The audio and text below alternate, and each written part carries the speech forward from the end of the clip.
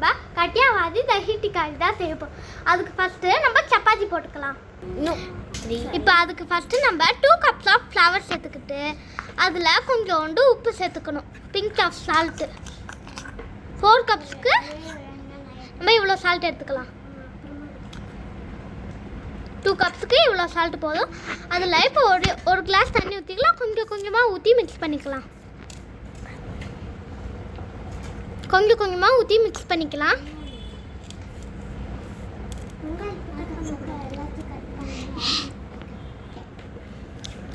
நல்லா மிக்ஸ் பண்ணிக்கலாம்.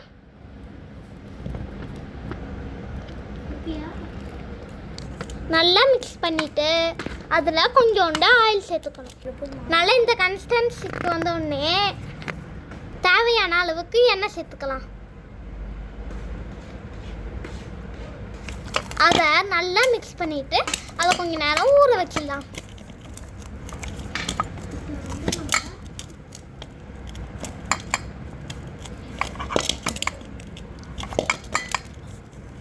நல்லா இந்த கன்சிஸ்டன்சிக்கு வந்தோடனே அதை நம்ம ஒரு கிண்ணத்தில் முடிக்கலாம். ஒரு 5 or 10 minutes வரைக்கும் அப்படியே வச்சுக்கலாம். அடுத்து நம்ம சைட் டிஷ் பார்க்க போகலாம். இப்போ வந்து நம்ம சைட் டிஷ் ஸ்டார்ட் பண்ணலாம். அதுக்கு ஃபஸ்ட்டு வந்து பூண்டு உரிச்சுக்கலாம்.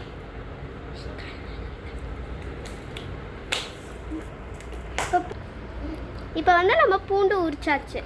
8லேருந்து 10 பல்லு பூண்டு உரிச்சிக்கலாம். நெக்ஸ்ட்டு வந்து நம்மளுக்கு ஆனியன் கட் பண்ணிக்கலாம். தோல் உரிச்ச ஆனியன் கழுவிட்டு கட் பண்ணிக்கணும்.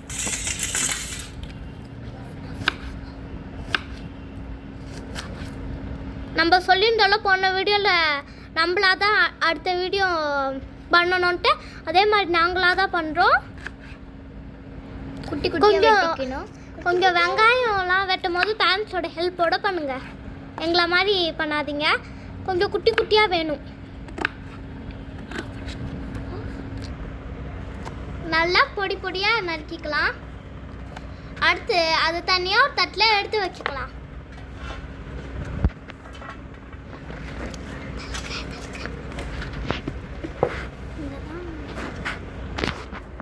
நெக்ஸ்ட் அதுக்கு தேவையானது பச்சை மிளகாய் நம்ம வெட்டலாம்.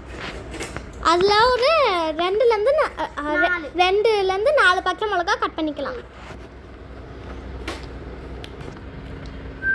நல்லா பொடி பொடியாக பச்சை மிளகாவை கட் பண்ணிக்கலாம். அதுக்கப்புறமா அதை நம்ம வெங்காயம் வச்சிருந்த பிளேட்லேயே ட்ரான்ஸ்ஃபர் பண்ணிக்கலாம்.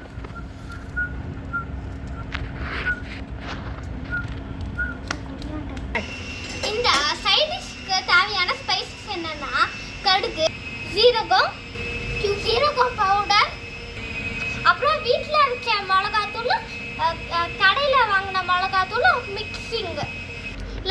இல்லைன்னா நீங்கள் தனியாக கூட யூஸ் பண்ணிக்கலாம். நெக்ஸ்ட்டு பெருங்காயத்தூள், அதுக்கப்புறமா ஆயில், சால்ட், தயிர். ஃபஸ்ட்டு நம்ம அடுப்பை பற்ற வச்சுக்கலாம்.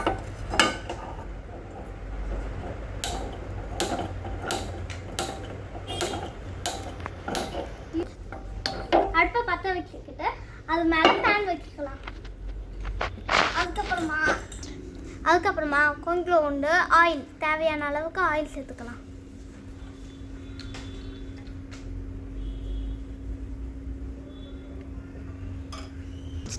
அதுக்கப்புறம் 1 டீஸ்பூன் கடுகு, வெடிச்சோடனே 1 டீஸ்பூன் ஜீரகம் போட்டுக்கலாம். அப்புறம் நல்லா மிக்ஸ் பண்ணிக்கலாம்.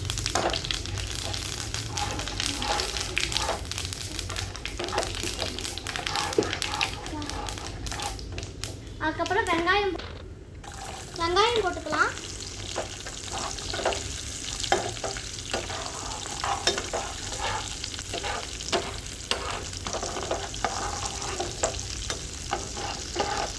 வெங்காயம் நல்லா வதக்கணுன்னே நம்ம பச்சை மிளகா போட்டுக்கலாம். நல்லா ப்ரௌனிஷ் ஆனோடனே தான் பச்சை மிளகா போட்டுக்கணும்.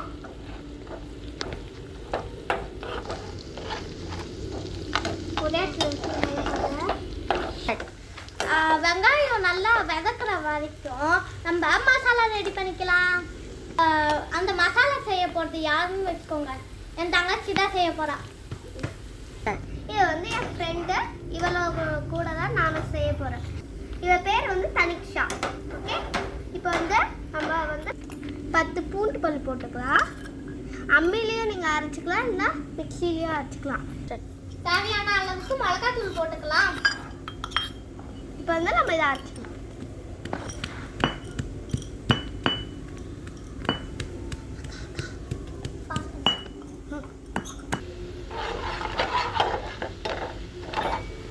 இப்போ வந்து நம்ம லைட்டாக கொஞ்சோண்டு தண்ணி ஊற்றிக்கலாம்.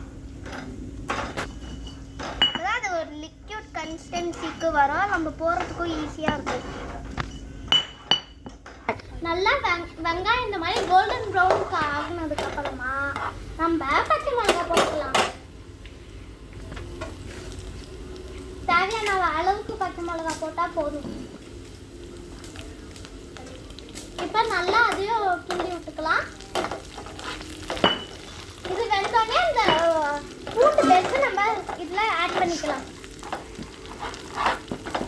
என் தங்கச்சியை பார்க்க பூண்டு மசாலா பயங்கரமாக அரைச்சிட்டு இருக்கா. நல்லா இப்போ வந்து இதில் நம்ம நல்லா இடித்ததுக்கப்புறம் பிளேட்டுக்கு ட்ரான்ஸ்ஃபர் பண்ணிக்கலாம். அதனால் இந்த மாதிரி நல்லா இடிச்சணும். இப்போ வந்து இந்த பூண்டு பேஸ்ட்டை வந்து என் ஃப்ரெண்டு வந்து கப்பில் ட்ரான்ஸ்ஃபர் பண்ணிக்கலாம். அவ்வளோதான். வந்து பூண்டு பேஸ்ட்டு நல்லா இந்த மாதிரி இருக்கணும். பூண்டு லைட்டாக நல்லா ஆனால் பூண்டு தெரிகிற மாதிரி இருக்கணும். இப்போ என் தங்கச்சி ரெடி பண்ண பூண்டு பேஸ்ட்டை போட்டுக்கலாம். அது நல்லா இந்த மாதிரி வெந்ததுக்கப்புறமா நம்ம போட்டுக்கணும். ஃப்ரை ஆகினதுக்கப்புறமா அதை போட்டு நல்லா கிண்டி விட்டுக்கலாம்.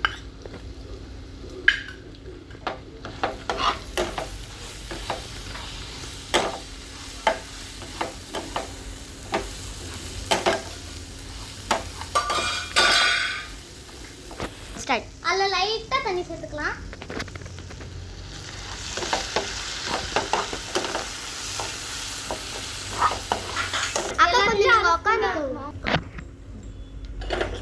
இப்போ நம்ம 1 ஸ்பூன் உப்பு போட்டுக்கலாம். இதுதான் நம்மளோட ஃப்ரெண்டு பேர் பிரதீக்ஷா. கொஞ்சோண்டு தண்ணி உப்பு போட்டு நல்லா மிக்ஸ் பண்ணிக்கலாம். அப்புறம் 1/2 ஸ்பூன் கரம் மசாலா. 1/2 ஸ்பூன் மட்டும்தான் போடணும். நல்லா மிக்ஸ் பண்ணிக்கலாம். அதுக்கப்புறமா 1/2 ஸ்பூன் ஜீரா பவுடர். அதுக்கப்புறமா கொஞ்சம் அதை நல்லா மிக்ஸ் பண்ணிக்கிட்டே இருக்கணும். அதுக்கப்புறம் 1/2 ஸ்பூன் பெருங்காயத்தூள் போட்டுக்கலாம். நாங்கள் எல்கி பெருங்காயத்தூள் தான் யூஸ் பண்ணிக்கிறோம். உங்களுக்கு இப்போ சளி இருக்கவங்க செஞ்சீங்கன்னா நீங்கள் பெப்பர் கூட சேர்த்துக்கலாம். அதையும் 1/2 ஸ்பூன் தான் சேர்த்துக்கணும். அது நல்லா வெந்ததுக்கு அப்புறமா தயிர் ஆட் பண்ணிக்கணும்.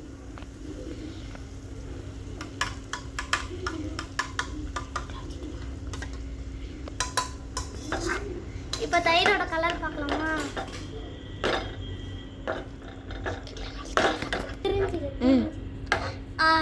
எப்போதும் தயிர் ஊற்றுனதுக்கு அப்புறமா ஃப்ளேமை சிம்மில் வச்சிடணும், இல்லைன்னா தயிர் தீக்கி போயிடும்.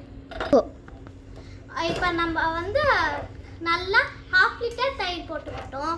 அது நல்லா மிக்ஸ் பண்ணதுக்கப்புறமா நம்ம தயிர் வைக்கின்ற அடுப்புலே ஆட் பண்ணிக்கலாம். இப்போ இந்த இது எடுத்து நம்ம தயிர் வச்சிருந்த இதுலேயே இது பண்ணிக்கலாம். Transfer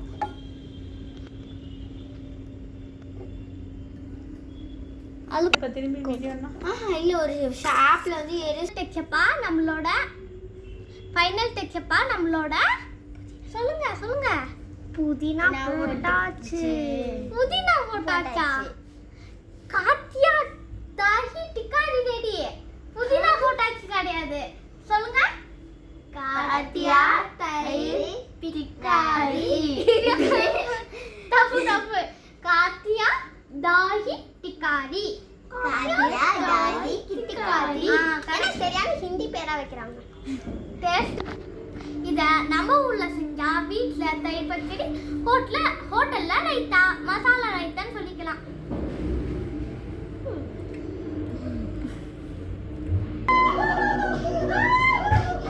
like that, she could walk again.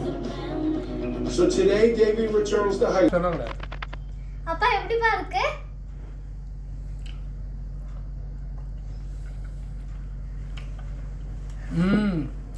சரி சூப்பராக இருக்குல்ல